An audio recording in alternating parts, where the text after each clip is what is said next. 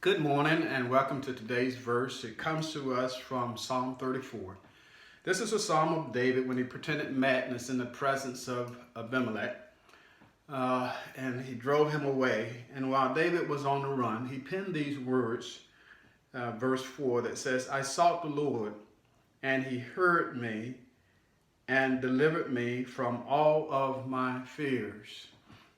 There's going to be times in life when we find ourselves up against a wall. We feel like the whole world is caving in on us. And then during times like that, when we are afraid, just like David, we need to seek the Lord through prayer, because it is through prayer that God reminds us that he has not given us a spirit of fear, but a power of love and of a sound mind. David was on the run from Saul during this particular time. It was as if David was just a breath or a step away from death, because Saul wanted to kill him. And then he came amongst Abimelech, or another name for Abimelech that we see in the Bible is Achish, the king of Gath.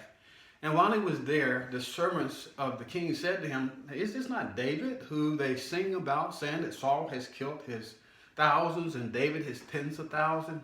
And when David heard this, he knew that he was in trouble. He was hiding out in the enemy's camp.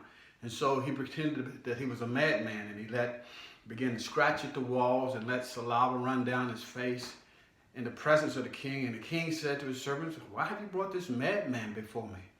And so David escaped from the presence of the king, and he went and hid out in the caves of Adullam.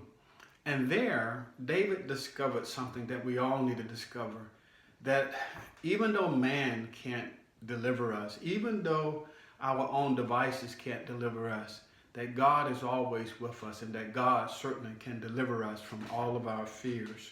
So in times of fear, in times of trouble, in times when it seems like that you're going through something that's above measure, beyond strength, remember that your strength is in the Lord, and seek him through prayer, because if you seek him, he will hear you and he will deliver you from all of your fears.